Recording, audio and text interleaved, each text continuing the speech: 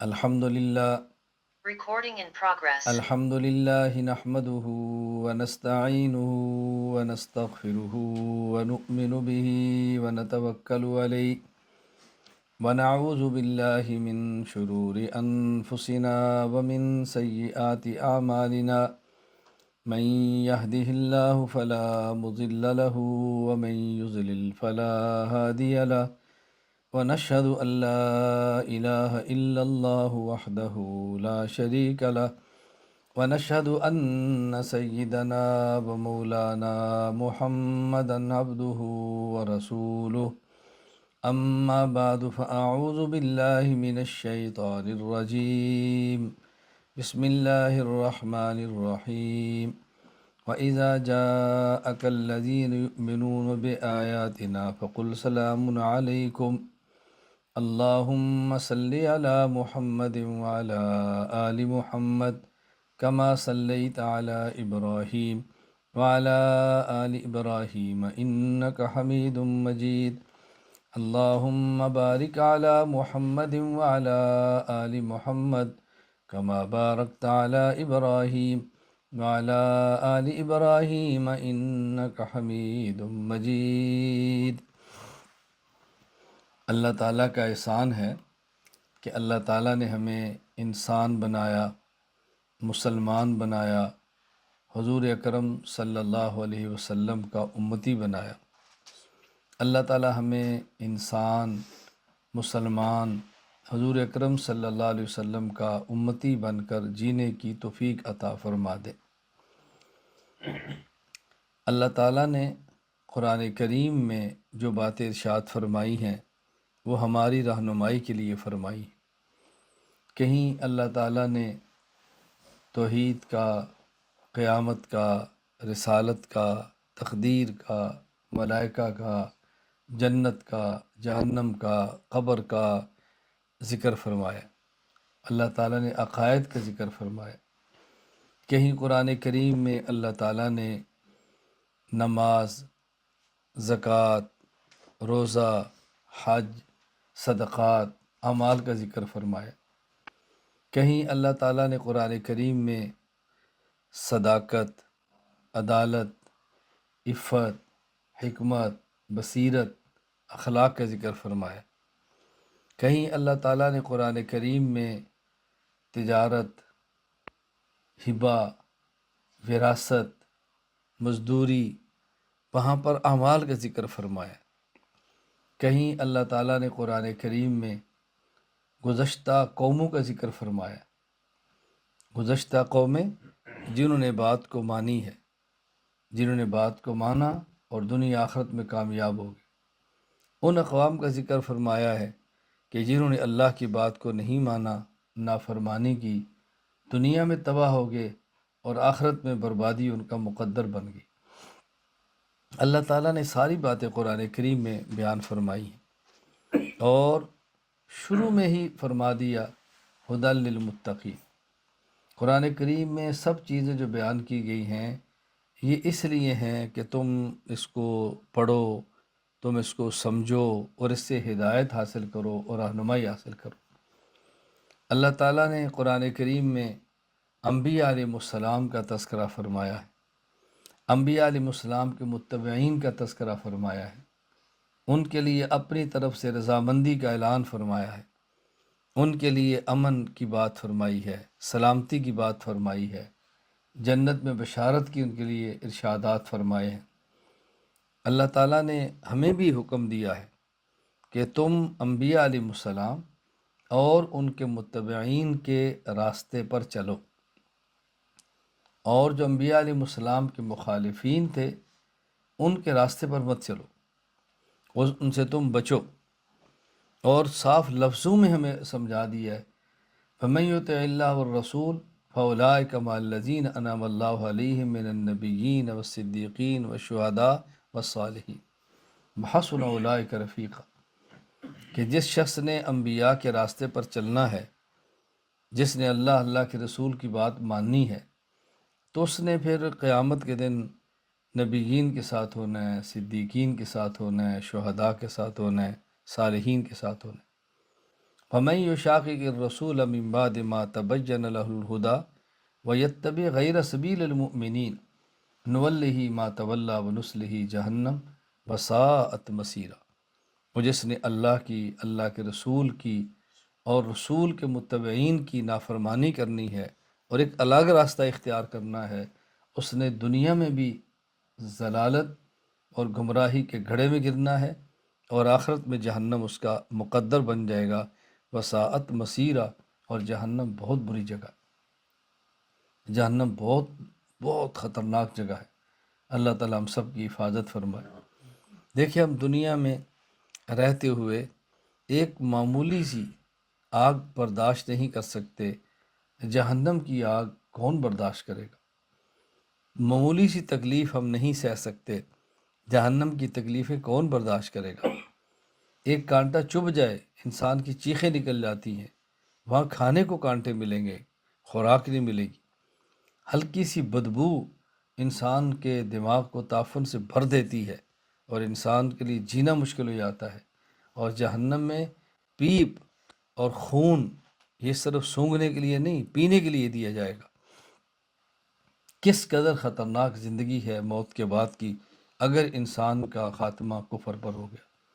ہمیں اللہ تعالیٰ نے ہدایت فرمائی ہے، ہمیں اللہ تعالیٰ نے حکم فرمایا ہے کہ تم میرے نبیوں کے راستے پر چلو، ان کے متبعین کے راستے پر چلو، صحابہ کرام کے راستے پر چلو رضی اللہ تعالیٰ عنہم اجمعین۔ ہم معصوم نہیں ہیں، انبیاء علیہ السلام معصوم ہوتے ہیں، یہ اہل سنت والجماعت کا عقیدہ ہے۔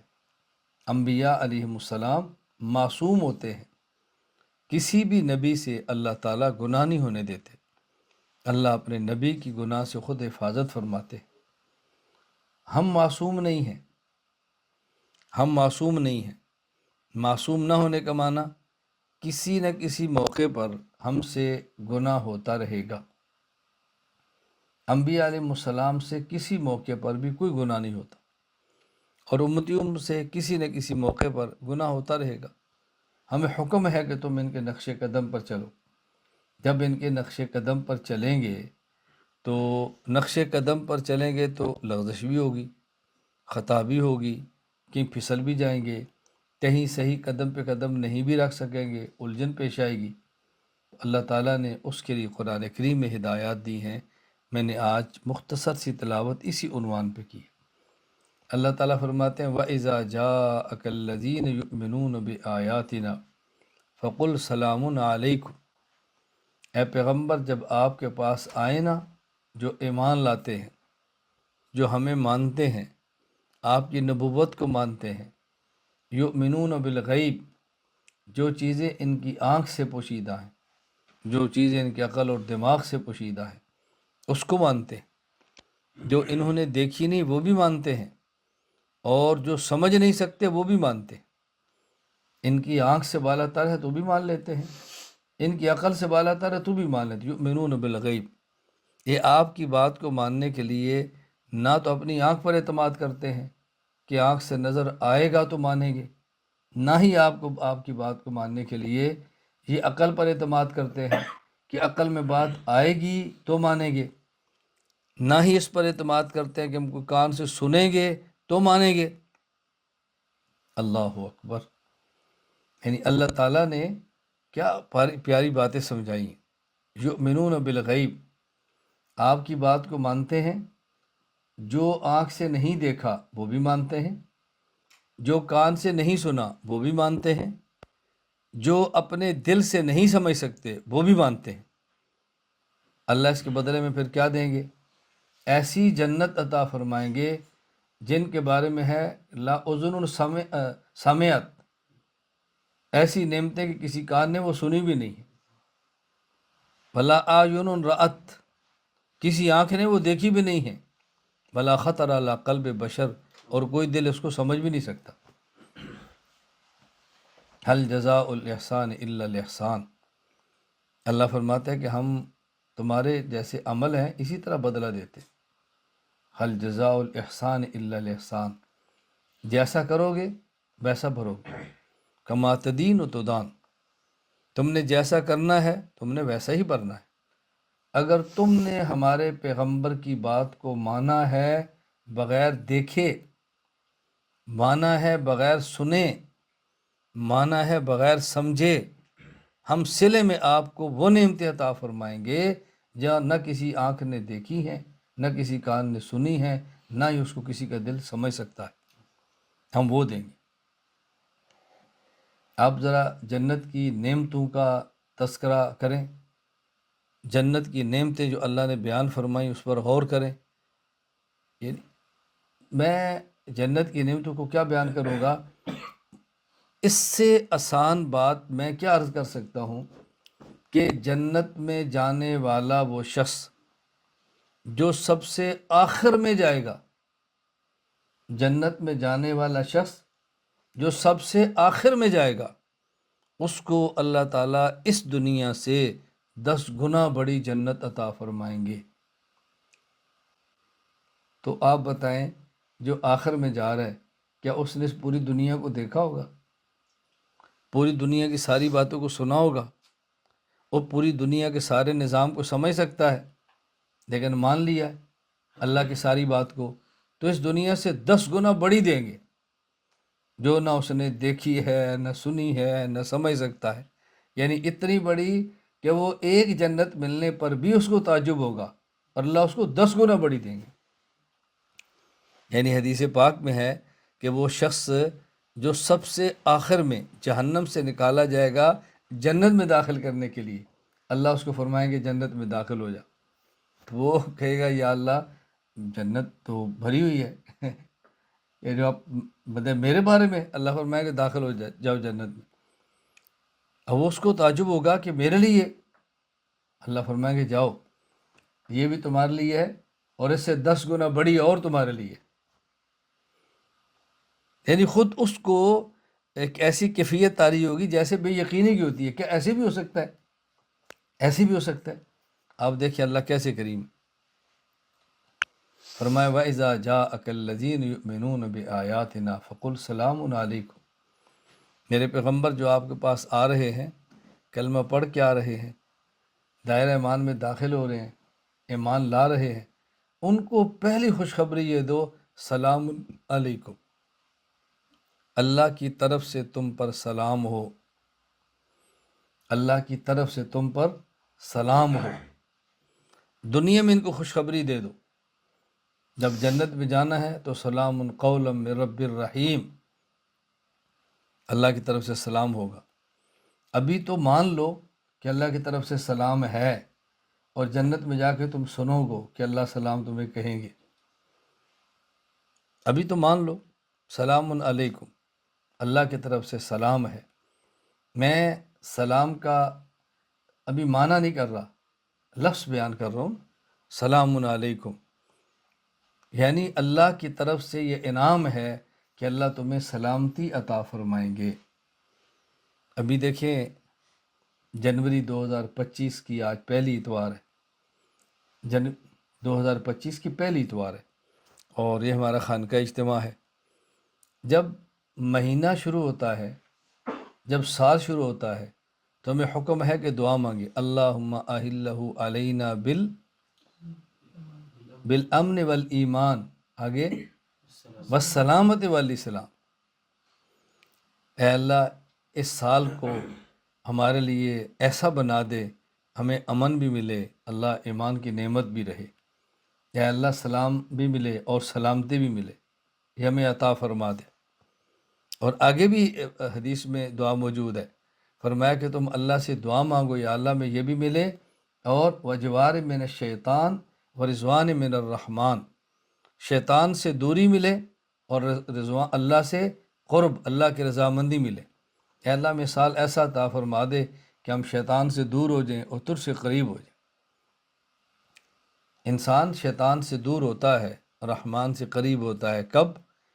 جب وہ کام کرے جو رحمان چاہتا ہے اور وہ کام چھوڑ دے جو شیطان چاہتا ہے۔ ظاہر ہے کسی کے پسندیدہ عمل ہی سے کسی کے قریب ہو سکتے ہیں نا۔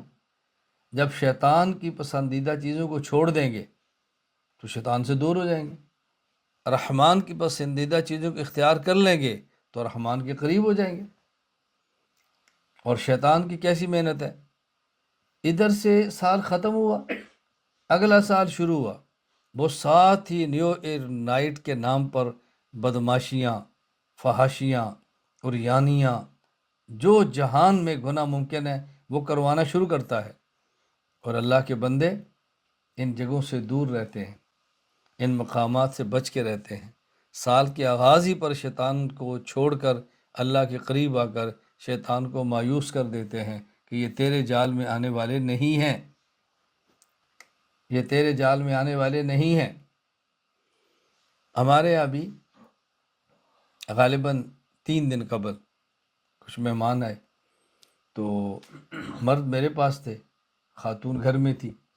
مرد نے مجھے بات سنائی، خاتون نے گھر والوں کو سنائی کہ ہم پہلی بار وعدہ کیا ہوا تھا، تو اس لیے ہم یہ نئے سال کی پہلی رات نیو ایئر نائٹ پر ہم فلاں کسی جگہ پہ چلے گئے۔ رش، بھیڑ، آتش بازی، فحاشی، عریانی، گناہ، حتیٰ کہ وہ جو مرد میرے پاس تھے وہ فرمانے لگے کہ ہماری جو بیٹی ہے 6-7 سال کی ہوگی، کہتے یہ بیٹی بھی وہاں جا کر رو پڑی کہ ابو گھر چلیں، اور وہ رو رہی تھی آتش بازی کو دیکھ کر، قریب مسجد تھی کہ مسجد جلا نہ دیں یہ لوگ۔ تو ان کی اہلیہ نے ہماری اہلیہ کو بتایا کہ ہم جانے کے بعد بہت پریشان ہوئے، وعدہ کر چکے تھے تو کہ ہم آئیں گے تو گئے، لیکن توبہ کر لیا، آئندہ سے نہیں جائیں گے۔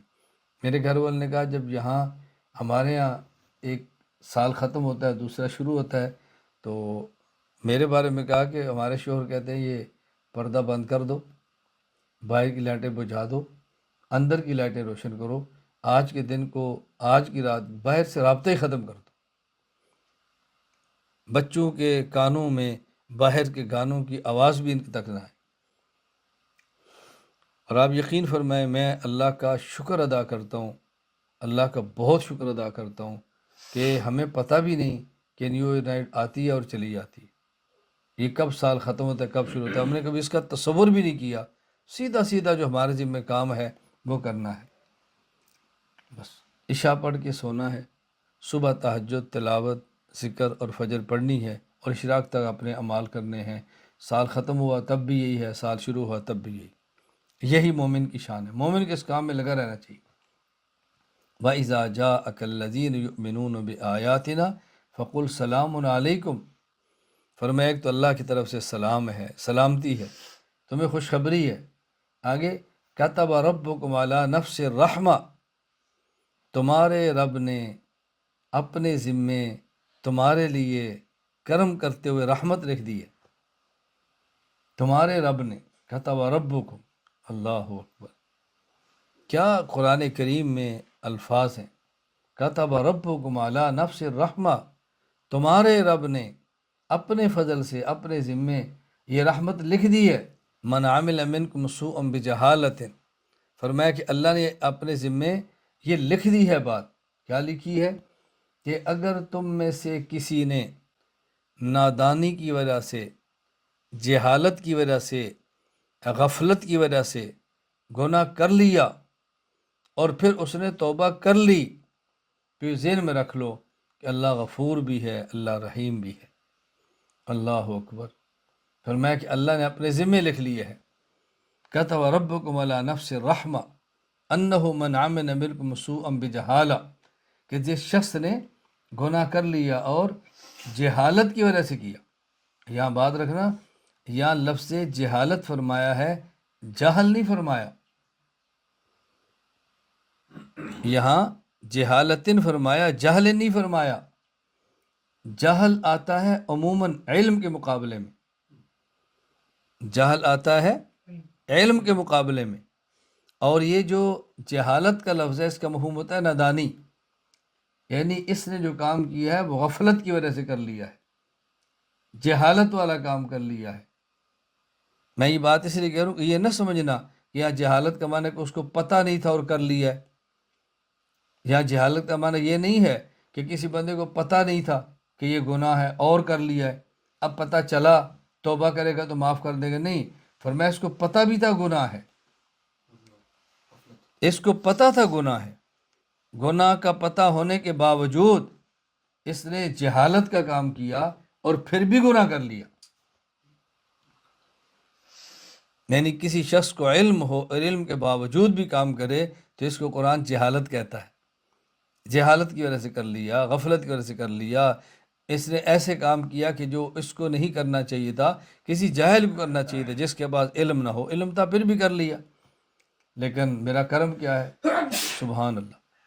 دیکھیں بات اچھی طرح سمجھیں، آئے سمجھ آئے. کتب ربکم علی نفس الرحمہ انہ من عمل منکم سوءا بجہالۃ. توجہ رکھنا، اللہ نے اپنے ذمے اپنے کرم سے یہ لکھ لیا ہے کہ اگر تم نے کوئی کام کیا جہالت کی وجہ سے، اگر جہالت کا مطلب یہ بیان کریں گے کہ پتہ نہیں تھا یہ گناہ ہے اور کر لیا، جب پتہ چلا گناہ تو توبہ کر لیا، تو بظاہر یہ کرم نہیں ہے. ایک بندے کو پتہ ہی نہیں تھا گناہ ہے، اب پتہ چلا گناہ ہے تو اس کو تو معاف کر دینا چاہیے نا. اس کو پتہ ہی نہیں گناہ ہے، تو اس نے کہا جی مجھے نہیں پتہ تھا، تو اس کو تو معاف کر دینا چاہیے. رحمت کیا ہے کہ پتہ تھا گناہ ہے پھر بھی کیا ہے، اب توبہ کرتا ہے، ہم پھر بھی معاف کر دیتے. اصل تو رحمت یہی ہے نا، اصل تو رحمت یہی ہے. گو وہ بھی رحمت ہے، وہ بھی رحمت ہے، لیکن اصل رحمت تو یہی ہے نا. میں کئی بار کہا کرتا ہوں کہ اللہ تعالیٰ نے قرآن کریم میں فرمایا مالک یوم الدین. اللہ نے اپنے لیے لفظ مالک ذکر فرمایا، لفظ قاضی ذکر نہیں فرمایا. میں آپ حضرات سے، خواتین سے کہوں گا، آپ دروس القرآن میں یہ مقام دیکھیں.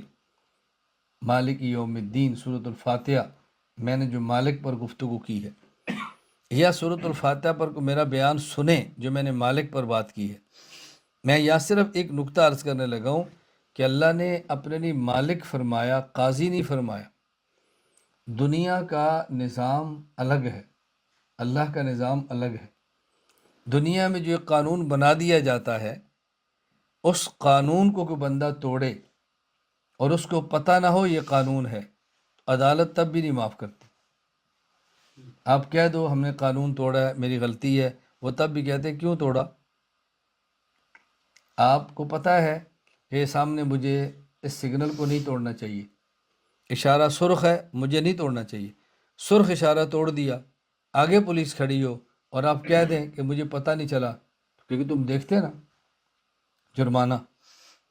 اگر کیمرے نے آپ کی تصویر کھینچ لی اور کھینچ کے آپ کے گھر بھجوا دی جرمانہ، آپ 1000 بار وہاں کہتے رہے جی میں نے دیکھا نہیں تھا، معاف نہیں کریں گے، جرمانہ دو. کسی ایسی جگہ پہ گاڑی پارک کر دو جہاں پارک نہیں کرنی چاہیے قانوناً، اور وہاں کیمرہ موجود ہو، یہاں ٹریفک پولیس والا تصویر لے اور لے کر جرمانہ اگر بھیج دے، آپ چیختے بھی رہو کہ مجھے پتہ نہیں تھا، میں نیا آیا ہوں، باہر ملک سے تھا، میرا ملک نہیں ہے. نہیں، لیکن جب آئے تو قانون پڑھنا چاہیے تھا، آپ کی غلطی ہے. یعنی دنیا کی عدالتوں میں اور دنیاوی قوانین میں، دنیاوی حکمرانوں میں، دنیا کے نظام اور سسٹم میں اگر آپ نے قانون کی خلاف ورزی کی اور پتہ نہیں تھا، خلاف ورزی کر لی، تب بھی سزا ملتی ہے. اللہ مالک ہے، قاضی نہیں ہے، جج نہیں ہے، شاہی اختیارات ہے. پتہ ہو یہ غلط تھا پھر کریں اور پھر بھی کہہ دیں میں نے غلط کیا ہے، اللہ فرماتے میں نے معاف کر دیا. کتب ربکم علی نفس الرحمہ انہ من عمل منکم سوءا بجہالۃ. اللہ اکبر. کس طرح اللہ تعالیٰ نے بات سمجھائی ہے. ہمیں چاہیے کہ ہم ایمان لائے ہیں، توبہ کریں، اپنے گناہوں کی اللہ سے معافی مانگیں، اور رسول اکرم صلی اللہ علیہ وسلم، صحابہ کرام رضی اللہ عنہم اجمعین، تابعین، اتباع تابعین، ان کے متبعین کے نقش قدم پر چلیں. نبی معصوم ہے، ہم معصوم نہیں ہیں. ہم سے گناہ ہونا ہے لیکن اس گناہ پر ہم نے توبہ کرنی ہے. اللہ تعالیٰ فرماتا ہے میں اپنے کرم سے تم سے وعدہ کرتا ہوں کہ سچے دل سے تم توبہ کرو، میں معاف کر دوں گا. غفور بھی ہوں اور رحیم بھی ہوں، غفور بھی ہوں اور رحیم بھی ہوں، معاف کر دوں گا۔ غفور رحیم، ان کا ایک معنی تو یہ ہے کہ جب بندہ توبہ کرتا ہے تو اللہ معاف کرتے ہیں، اور رحیم ان کا معنی کہ معاف کرنا ان کے ذمے نہیں ہوتا، لیکن چونکہ رحیم ہے پھر بھی معاف کر دیتے ہیں۔ غفور کے بعد رحیم اس لیے لایا جاتا ہے کہ بندے کے ذہن میں یہ نہ آئے کہ چونکہ میں نے توبہ کی ہے اب تو اللہ کو معاف کرنا چاہیے۔ اللہ کے ذمے تو نہیں ہے نا کہ معاف کرے۔ دیکھیں میں نے کتنی وضاحت سے بات عرض کی ہے کہ جس طرح دنیا میں ایک قانون ہو اور اس قانون کو نادانی میں توڑ دیا جائے تو دنیا کی عدالتیں معاف نہیں کرتی۔ اللہ کا قانون ہے، اس قانون کو نادانی میں نہیں جان بوجھ کے توڑا ہے، اب کہتے ہیں معاف کر دے تو کوئی معافی اس کا حق بنتا ہے؟ فرمایا میں پھر بھی معاف کرتا ہوں، کیوں؟ لأنی رحیم، اس لیے کہ میں صرف غفور ہوں، لیکن اس وجہ سے نہیں کہ تم مغفرت کے مستحق ہو، اس وجہ سے کہ میں رحیم ہوں۔ غفورن یہ دعویٰ ہے، رحیم اس کی صفت ہے۔ اللہ کی دو صفتوں میں سے غفورن دعویٰ ہے اور رحیم اس کی دلیل ہے۔ رحیم وہ صفت ہے جو دعویٰ ہے، غفور یہ صفت ہے جو دعویٰ ہے، اور رحیم جو صفت ہے اس کی دلیل ہے۔ غفور میں معاف کرنے والا ہوں، دلیل لأنی رحیم اس لیے کہ میں رحیم ہوں، اس لیے نہیں کہ تمہارا حق ہے، اس لیے نہیں بلکہ میں رحیم ہوں۔ تمہارا کیا حق تک تمہیں معاف کیا جاتا؟ جس دنیا میں تم رہتے ہو وہاں تو قانون کی خلاف ورزی بھول کر کے تب بھی معاف نہیں کرتے، اور تم نے جان بوجھ کے تمہیں پھر بھی معاف کر دیے۔ تم اپنے دائیں بائیں قوانین کو دیکھ لو۔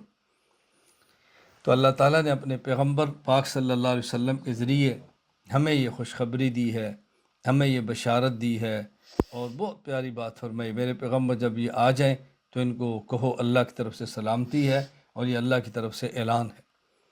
اس لیے مومن کو اللہ کی ان دونوں باتوں پر یقین ہونا چاہیے۔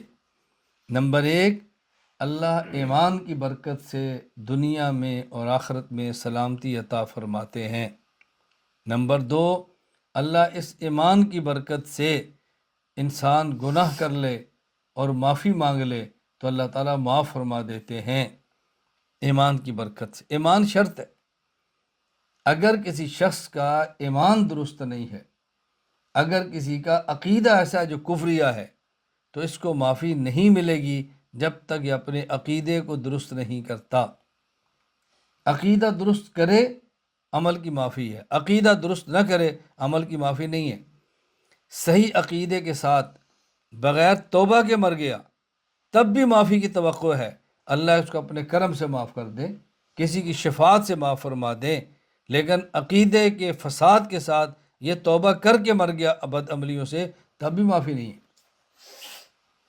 میری بات کو اچھی طرح ذہن نشین فرما لیں، عقیدہ صحیح ہو، انسان گناہ کرے اور بغیر توبہ کے مر جائے تب بھی اس کی معافی کی امید ہے، اللہ اس کو معاف کر دے یا اللہ سزا دے۔ لیکن اگر عقیدہ ٹھیک نہ ہو اور گناہ سے توبہ کر کے مر بھی جائے اس کی تب بھی معافی نہیں ملنی۔ قرآن کہتے ہیں فَلَا نُقِيمُ لَهُمْ يَوْمَ الْقِيَامَةِ وَزْنًا، بد عقیدہ جو ہے، جو کافر ہے، اس کے لیے ہم قیامت کے دن ترازو ہی نہیں لگائیں گے، اس کے اعمال کو دیکھیں گے ہی نہیں عمل کیسا ہے۔ اس کی بڑی آسان سی مثال میں دیا کرتا ہوں بات سمجھانے کے لیے۔ اگر کسی شخص پر ایک مقدمہ ہے بغاوت کا، ایک مقدمہ ہے چوری کا، ایک مقدمہ ہے اس پر کسی بندے کو ویسے مار پیٹ کا، ایک بندے پر 3 مقدمے، ایک مقدمہ بغاوت کا، ایک مقدمہ چوری کا، ایک مقدمہ کسی کو پیٹنے کا۔ اب یہ کورٹ میں جاتا ہے تو کورٹ سب سے پہلے اس کا کیس سنے گی بغاوت والا، اس کے بعد اس کا کیس سنیں گے چوری والا، اس کے بعد اس کا کیس سن لیں گے مارنے والا۔ پہلے مارنے والا سن لیں پھر چوری والا سن لیں، لیکن پہلے اس کے بغاوت کے کیس پر بات کرو۔ اگر اس کو بغاوت کے کیس میں سزائے موت ہو گئی تو اس کی باقی فائل بند ہو جائے گی۔ کیوں؟ باقی جرائم کی سزا تو کچھ سال ہوگی نا، بغاوت کی سزا ختم ہوگی تو باقی سزائیں شروع ہوگی، اور بغاوت کی سزا چونکہ سزائے موت ہے، تو جس آدمی کو پھٹے چڑھا دیا وہ مر گیا، اس کو بعد میں کون سی سزا دنیا کی عدالت میں دینی ہے؟ پہلے بغاوت دیکھی جاتی۔ تو یہ جو بد عقیدہ ہے اور کافر ہے، یہ خدائی نظام کا باغی ہے، اس کی بغاوت کی سزا جہنم ہے، اور اتنی بڑی سزا ہے کہ اس پر اس کی بد امنیوں کو دیکھنے کی ضرورت ہی نہیں۔ اور مسلمان یہ کسی بھی حکومت کا باغی نہیں ہے۔ اس کے جرائم کیا ہیں؟ اشارہ توڑ دیا۔ اس کے جرائم کیا ہیں؟ کہیں سے مال چرا لیا۔ اس کے جرائم کیا ہیں؟ کسی کو نقصان پہنچا دیا، تو باغی نہیں ہے۔ اس لیے جے مر جائے تو اس کے لیے میزان لگے گا، تولا جائے گا، باقی نیکیاں دیکھی جائیں گی، گنجائش نکل آئے گی، لیکن باغی کے لیے کوئی گنجائش نہیں نکلا کرتی۔ اللہ تعالیٰ مجھے اور آپ سب کو بات سمجھنے کی توفیق عطا فرمائے۔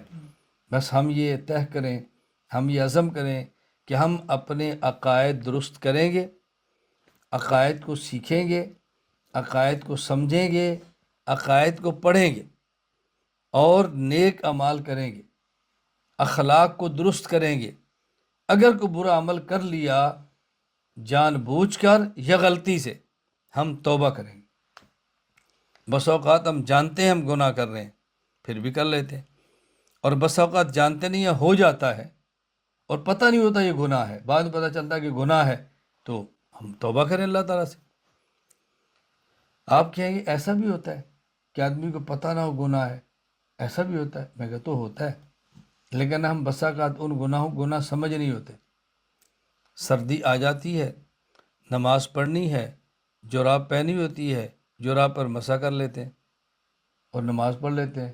کسی کو دیکھا دیکھی، بعد میں پوچھتے ہیں جراب پر ہم نے مسا کیا، ہم نے کہا نماز نہیں ہوئی جی، میں تو کی تھی۔ ہم نے کہا توبہ کریں، دوبارہ پڑھیں۔ اب دیکھو اس نے یہ گناہ کیا ہے کہ جس کا اس کو پتہ نہیں تھا کہ گناہ ہے، یہ بیچارہ گناہ سمجھ کر نہیں، نیک عمل سمجھ کر کر رہا تھا۔ سفر میں ہیں، کسی ایئرپورٹ پر ہیں، نماز کھڑی تھی، یہ بھی ساتھ شامل ہو گئے۔ 2 بجے کا وقت ہے، ان نے ظہر سمجھ کے نیت کی ہے۔ جب امام نے سلام پھیرا تو پتہ چلا کہ وہ امام ایسا تھا جس نے پہلے ظہر پڑھی پھر عصر پڑھی، اس نے 2 نمازوں کو جمع کیا، یہ اس کی عصر کی تھی۔ تو کیا ہوا بھائی؟ میں نے تو پڑھ لی تھی۔ پھر میں نے وہاں کسی سے پوچھا تو اس نے کہا ہو جاتی ہے، تو میں نے تو پڑھ لی۔ اب جب کسی نے کہا ہو جاتی ہے تو اس نے پڑھ لی، لوٹائی بھی نہیں۔ تو اس نے جو عصر پڑھنے والے امام کے پیچھے ظہر پڑھ لی ہے، اس نے تو نیکی سمجھ کر پڑھی ہے نا۔ پھر ہم نے بتایا جی تو نے گناہ کیا، توبہ کرو، نہیں ہوئی۔ اب اس کو پتہ نہیں تھا لیکن کر لیا۔ یہ میں بات سمجھانا چاہ رہا ہوں کہ بسا اوقات انسان گناہ کرتا ہے، پتہ ہوتا ہے گناہ ہے، اور بسا اوقات گناہ کرتا ہے لیکن اس کو نہیں پتہ گناہ ہے، اس کو بعد میں پتہ چلتا ہے کہ میں نے گناہ کیا، اس کو بعد میں پتہ چلتا ہے۔ جب چل گیا ہے تو اب اس کو توبہ کرنی چاہیے۔ بعض گناہ بہت عجیب ہوتے ہیں۔ میں ایک بار کسی ملک میں تھا، میں نام بھی نہیں لیتا، کسی ملک میں تھا، تو ہم نے فجر کی نماز پڑھی امام کے پیچھے۔ تو امام نے پہلی نماز میں پیچھے تھا اور صف دور تھی، نماز سپیکر پہ تھی، تو امام صاحب نے پہلی رکعت میں ایسی غلطی کر دی قرأت میں کہ جس سے معنی کفریہ ہو جاتا ہے اور نماز نہیں ہوتی۔ کسی نے لقمہ نہیں دیا، نماز پڑھا دی۔ ان نے اس غلطی کو دوسری رکعت میں ٹھیک کیا۔ ان نے سمجھا نماز ہو گئی ہے کہ میں پہلی رکعت کے اندر غلط ہو گیا ہے، وہ غلطی میں نے دوسری رکعت میں ٹھیک کر لی ہے تو نماز ہو گئی۔ سلام پھیرا تو میں نے اپنے میزبان سے کہا بھائی آپ ان کو یہ مسئلہ بتائیں کسی بھی آسان طریقے سے کہ اگر کوئی آدمی ایک رکعت میں قراءت کی ایسی غلطی کرے کہ جس سے نماز نہیں ہوتی، اسی رکعت میں اس غلطی کو ٹھیک کرنا ضروری ہے۔ اگر اس رکعت میں اس نے ٹھیک نہ کیا، دوسری رکعت میں ٹھیک کر بھی لیا تو اس کی فرض نماز ادا نہیں ہوگی۔ آپ ان کو بتاؤ، آپ جا کر سمجھاؤ۔ میں سمجھاؤں گا تو پھٹا بن جائے گا۔ اب میرا مقصد تو مسئلہ بتانا تھا، میں نے مقتدی کو بتا دیا، اب وہ بتائیں نہ بتائیں، میں نے اپنی نماز پڑھ لی۔ اب آپ بتائیں کہ یہ جو نماز پڑھائی ہے انہوں نے اور دوسری رکعت میں ٹھیک کر لی، خراب نہیں تھی، کہ میں چل کر طواف نہ کر سکتا۔ مجھے کسی نے کہا استاد جی اپنا یہ آئی ہے وہ جو بجلی والی کرسی ہے اس کے اوپر بیٹھ کے طواف ہو سکتا ہے، میں نے کر لیا اور اس کی ویڈیو بھی وائرل ہو گئی۔ تو مجھے اسی وقت مکہ مکرمہ میں ہمارے شاگرد بھی ہیں ڈاکٹر نعمان، میسج کیا کہ استاد جی آپ اس پہ غور کر لیں، اس طرح عمرہ نہیں ہوتا، نہیں ہوتا، دم دینا پڑے گا۔ تو میں نے دیکھا تو ان کا مسئلہ ٹھیک تھا، میں نے رجوع کیا اور میں نے اعلان کیا بھائی جو بندہ پیدل طواف کر سکتا ہو اس کے لیے بیٹھ کر کرسی پر طواف کرنا ٹھیک نہیں ہے۔ تو میں نے لٹایا بھی، دم دیا اور مسئلہ بتایا۔ اب دیکھیں میں نے جو کام کیا تھا ٹھیک سمجھ کر کیا نا، پتہ چلا کہ غلط ہے۔ میں کتنی مثالیں اس پہ آپ کو دوں گا، میں اپنی مثالیں بھی آپ کو دے رہا ہوں کہ بعض کام میں ٹھیک سمجھ کر کرتا ہوں، بعد میں پتہ چلتا ہے کہ غلط ہے۔ تو بس اوقات انسان گناہ سمجھتا ہے پھر بھی کرتا ہے، توبہ کرے، اور بس اوقات انسان سمجھتا ہے میں نے گناہ نہیں کیا لیکن وہ گناہ ہوتا ہے، پھر بھی توبہ کرے۔ اس لیے میں آپ تمام حضرات، خواتین سے، تمام بھائیوں اور بہنوں سے گزارش کروں گا کہ ہم یہ بات طے کر لیں، نمبر 1 عقائد کو درست کرنا ہے۔ اس کے لیے آسان ترین ترتیب یہ ہے کہ میری اسلامی عقائد کتاب رکھ لیں، 232 عقائد اس میں موجود ہیں۔ آپ ایک سطر میں ایک عقیدہ، دوسری سطر میں دوسرا عقیدہ خود مطالعہ کریں، اپنے گھر میں تعلیم کریں، اپنی مساجد میں عام کریں۔ نمبر 1 عقائد کو درست کرنا ہے، نمبر 2 اعمال کو درست کرنا ہے، نمبر 3 اخلاق کو درست کرنا ہے، اور جہاں غلطی ہو جائے توبہ کریں اور اس کی اصلاح کریں۔ اور جب بھی کوئی بندہ ہماری غلطی پر تنبیہ کرے اس کو خوشی سے قبول کریں اور تنبیہ کرنے والے کا شکریہ ادا کریں۔ اس کو یہ نہ سمجھے کہ اس نے ہمارے ساتھ کچھ زیادتی کی ہے، شکریہ ادا کریں، بھی تیری مہربانی، شکریہ کہ تو نے میری غلطی کی اصلاح کی ہے۔ ایک بات میں وضاحت کرنا چاہتا ہوں، ہم میں سے اگر کسی کے عقیدے میں غلطی ہو، عمل میں غلطی ہو، اخلاق میں غلطی ہو، ہم اس کی اصلاح کریں، اور جو ہماری غلطی پر ہمیں تنبیہ کر رہا ہے اس کا شکریہ ادا کریں۔ لیکن اگر کسی بندے کو غلط کام کرتے ہوئے دیکھیں، اس کو تنبیہ نہ کریں، اس کو نہ سمجھائیں، اس کو سمجھانے کے لیے 2 باتوں میں سے ایک کا ہونا ضروری ہے، یا وہ بندہ خود آپ سے پوچھے یا اس کو آپ سے عقیدت اور محبت ہو کہ آپ بتائیں تو وہ قبول کر لے اور لڑے نہ، پھر حرج نہیں ہے۔ لیکن اگر آپ سے ہم سے پوچھے بھی نہ، اس کو ہم سے عقیدت بھی نہ ہو، ہم اس کو مسئلہ بتا کے ایک نیا فساد کھڑا کر لیں، اس لیے بہتر ہے کہ اس کو اس کے حال پہ چھوڑ دیں، خاموش ہو جائیں۔ میں ہمیشہ ایک بات کہا کرتا ہوں کہ میرے ان 2 جملوں کو اچھی طرح ذہن نشین فرما لیں، اپنی اصلاح کرنی ہے اور دوسروں کی اصلاح کی فکر کرنی ہے۔ اپنی اصلاح کرنی ہے اور دوسروں کی اصلاح کی فکر کرنی ہے۔ ایسا نہ ہو اپنی اصلاح کی فکر بھی نہ کریں اور دوسروں کی اصلاح شروع کر دیں، اس سے فساد ہوگا، معاشرے میں بگاڑ ہوگا، بربادی اور تباہی ہوگی۔ اللہ تعالی ہم سب کو عمل کرنے کی توفیق عطا فرمائے۔ اللہ تعالی ہم سب کو عمل کرنے کی توفیق عطا فرمائے۔ اللہ تعالی مجھ سے بھی راضی ہو، اللہ تعالی آپ سے بھی راضی ہو۔ میری بھی کمی کوتاہی آپ دیکھیں تو اطلاع کیا کریں، بات ہو سکتی ہے تو بات کیا کریں، کوئی میسر کر سکتا ہے تو میسر کر دیا کریں۔ کوئی بھی بات آپ سمجھے میں نے عقیدہ غلط بیان کر دی ہے، آپ سمجھے عقیدہ ٹھیک تھا اس کی تعبیر غلط ہو گئی ہے، آپ سمجھے کہ میرا عمل شریعت کے خلاف ہو گیا ہے، آپ کو بیان میں سمجھے میں نے مسئلہ غلط بیان کر دیا ہے، تو میں آپ کو پوری خوشی اور رغبت سے یہ کہہ رہا ہوں کہ آپ فون کر کے مجھے بتا دیں، مجھے میسج کر کے بتا دیں، مجھے مطلع ضرور کریں تاکہ میں اپنی اصلاح کروں اور آخرت کی قبر کی تیاری کروں۔ اللہ تعالی ہم سب کو فکر آخرت عطا فرمائے، اللہ ہم سب کا خاتمہ ایمان پر فرمائے۔ وآخر دعوانا ان الحمد للہ رب العالمین۔ ہمارے ہاں خانقاہ حنفیہ میں 4 تسبیحات ہوتی ہیں، ان تسبیحات کو سمجھ بھی لیں، ان کو پڑھ بھی لیں، ان کو یاد بھی کر لیں اور اہتمام کے ساتھ ان اعمال کو جاری رکھیں۔ نمبر 1 لا الہ الا اللہ، ذکر نفی و اثبات،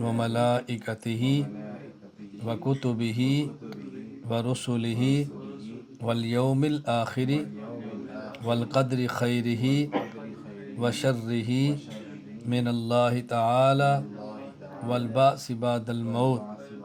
میں توبہ کرتا ہوں کفر سے، شرک سے، بدعت سے، چھوٹے بڑے، ظاہری باطنی، جان بوجھ کر اور بھول کر کیے ہوئے تمام گناہوں سے۔ میں وعدہ کرتا ہوں باقی زندگی سنت کے مطابق گزاروں گا، گناہوں سے بچوں گا۔ اگر مجھ سے گناہ ہوا فوراً توبہ کروں گا۔ اے اللہ میری توبہ قبول فرما، دنیا اور آخرت میں اپنے نیک بندوں میں شامل فرما۔ الحمدللہ رب العالمین والصلاة والسلام علی رسولہ وعلی آلہ واصحابہ اجمعین۔ ربنا ظلمنا انفسنا وان لم تغفر لنا وترحمنا لنکونن من الخاسرین۔ ربنا آتنا فی الدنیا حسنۃ وفی الآخرۃ حسنۃ وقنا عذاب النار۔ رب اغفر وارحم وانت خیر الراحمین۔ اللہم انا نسألک العفو والعافیۃ فی الدنیا والآخرہ۔ اللہم انک عفو تحب العفو فاعف عنا۔ اللہم انک عفو تحب العفو فاعف عنا۔ اللہم انک عفو تحب العفو فاعف عنا۔ اللہم طہر قلوبنا من النفاق وآمالنا من الریاء وألسنتنا من الکذب وأعیننا من الخیانہ فإنک تعلم خائنۃ الأعین وما تخفی الصدور۔ اے اللہ ہمارے گناہوں کو معاف فرما، خطاؤں سے درگزر فرما، جائز حاجات کو پورا فرما، عافیت کے ساتھ دین کی مقبول خدمت کے لیے ہمیں اور ہماری نسلوں کو قبول فرما۔ اے اللہ جو کسی بھی مشکل کے اندر ہیں ان کی مشکل اور پریشانی کو ختم فرما۔ اے اللہ مقروضوں کے قرض ادائیگی کے اسباب پیدا فرما۔ اے اللہ کریم بے دینوں کو دین پر آنے کی توفیق عطا فرما، بے نمازیوں کو نمازی بنا دے، ہمیں اس کے لیے بطور ذریعہ استعمال فرما لے۔ اے اللہ پر دنیا میں جتنے بندے، افراد، جماعتیں، مراکز آپ کے دین کی خدمت میں لگے ہیں، اے اللہ تو سب کو قبول فرما، سب کے قلوب میں محبتیں پیدا فرما، سب کی ضرورتیں پوری فرما۔ جن حضرات اور خواتین نے دعاؤں کے لیے کہا ہے، اے اللہ جو نہیں بھی کہہ سکے ان سب کی دعاؤں کو قبول فرما۔ اے اللہ ہم سب کا خاتمہ ایمان پر فرما۔ اے اللہ ہمارا خاتمہ ایمان پر فرما۔ اے اللہ خاتمہ ایمان پر فرما، قبر کے عذاب سے حفاظت فرما، اپنی عرش کا سایہ نصیب فرما۔ پیارے حبیب صلی اللہ علیہ وسلم کے مبارک ہاتھوں میں جامع کوثر عطا فرما۔ جو دعائیں مانگی ہیں بجاہ النبی صلی اللہ علیہ وسلم قبول فرما۔ وصلی اللہ تعالی علی رسول خیر خلقہ محمد وعلی آلہ وصحابہ اجمعین۔ آمین برحمتک یا ارحم الراحمین۔